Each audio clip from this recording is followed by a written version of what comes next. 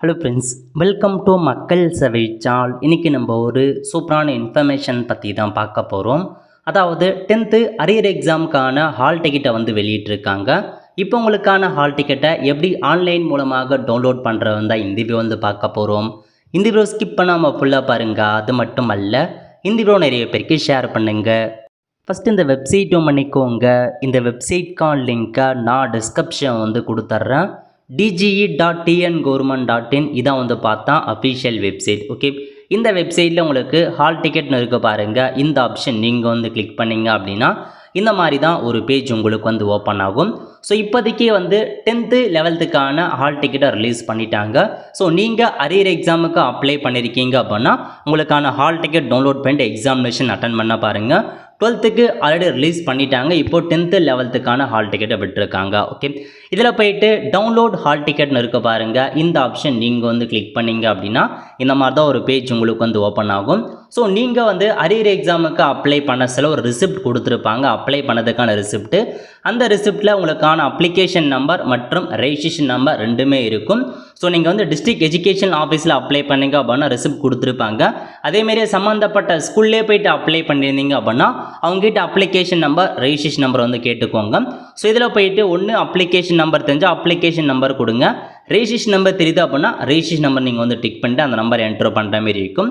Next date of birth கேட்டிருக்காங்க. Date of பர்த்தை பொறுத்த வரைக்கும் முதல்ல உங்களுக்கான இயரை என்ட்ரு பண்ணிக்கோங்க. அப்புறம் ஐஃபோன் போட்டு உங்கள் மந்த் என்ட்ரு பண்ணுங்க. அதுக்கப்புறம் ஐஃபோன் போட்டு உங்கள் டே இந்த மாதிரி தான் என்ட்ரு பண்ணுற மாதிரி இருக்கும்.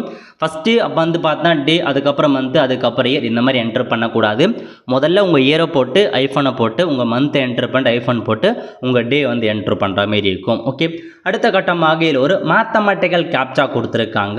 ஸோ இந்த மேத்தமெட்டிக்கல் கேப்சாவை சால்வ் பண்ணி நீங்கள் என்ட்ரு பண்ணிவிட்டு சர்ச் அப்படின்ற ஆப்ஷன் நீங்கள் கிளிக் பண்ணிங்க அப்படின்னா இந்த மாதிரி தான் உங்களுக்கு கேண்டிடேட் நேம் காமிக்கும். நேம் கேட்டாக்கான்னு செக் பண்ணி பார்த்துட்டு டவுன்லோட் ஹால் டிக்கெட் அப்படின்ற ஆப்ஷன் நீங்கள் கிளிக் பண்ணிங்க அப்படின்னா உங்களுக்கான ஹால் டிக்கெட் இந்த மாதிரி தான் டவுன்லோட் ஆகிடும். ஓகே, இதில் பார்த்தா ஃபோட்டோ கொடுத்துருப்பாங்க. எக்ஸாம் ரோல் நம்பர் என்ன, ரெஜிஸ்ட்ரேஷன் நம்பர் என்ன, எக்ஸாமுக்கான டைம் பொறுத்த வரைக்கும் 10 AM-லேருந்து 1:15 வரைக்கும் எக்ஸாம் இருக்க போகுது.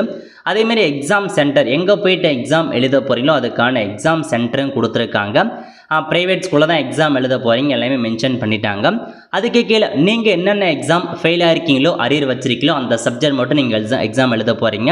ஸோ என்றைக்கு எக்ஸாம் இருக்குது அதை நீங்கள் செக் பண்ணி பார்த்துட்டு அன்றைக்கி போயிட்டு இந்த எக்ஸாம் சென்டர் இங்கே தான் உங்களுக்கான எக்ஸாம் நடக்கும். அங்கே போய்ட்டு நீங்கள் எக்ஸாம் அட்டன் பண்ணுற மாரி இருக்கும்.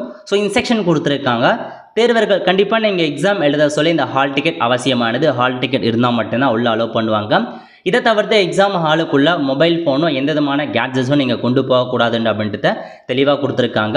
ஒருவேளை உங்களுக்கு ப்ராக்டிக்கல் எக்ஸாம் இருக்குது. ஒரு சில பேர் பார்த்தா முதல்ல 10th எக்ஸாம் எழுதுவாங்க அல்லது ப்ராக்டிக்கலில் ஃபெயில் ஆகிருப்பாங்க. அந்த மாதிரி இருக்கவங்க ப்ராக்டிக்கலுக்கும் அப்ளை பண்ணியிருக்கீங்க அப்படின்னா ஸோ 26/6/2025 28/6/2025 வரைக்கும் நீங்கள் எந்த ஸ்கூலில் எக்ஸாம் எழுத போகிறோ சேம் அதேமாதிரி ஸ்கூலில் போயிட்டு உங்களுக்கான ப்ராக்டிக்கலும் நீங்கள் அட்டன் பண்ணணும் அப்படின்றதையும் சொல்லிட்டாங்க. ஸோ நோட் பண்ணிக்கோங்க. இதெல்லாம் தாங்க உங்களுக்கான இன்ஃபர்மேஷன். தேர்வர்கள் துண்டுத்தாள் வைத்திருத்தல், பிற தேர்வுகளை பார்த்திருத்தல் இந்த மாதிரிலாம் இருந்துச்சு அப்படின்னா நடவடிக்கை எடுக்கப்படும், தண்டனை வழங்கப்படும் அந்த மாதிரி எச்சரிக்கை விடுத்திருக்காங்க. அதெல்லாம் ஈடுபட வேண்டாம் அப்படின்றத சொல்லியிருக்காங்க. ஸோ இன்ஸ்ட்ரக்ஷன் தெளிவாக படித்து பார்த்துட்டு எக்ஸாம் அட்டன் பண்ணி பாஸ் பண்ண பாருங்கள். ஸோ இப்போயே நீங்கள் பாஸ் பண்ணிங்க அப்படின்னா அதுக்கடுத்து நீங்கள் 11th ஜாயின் பண்ணிக்கலாம்.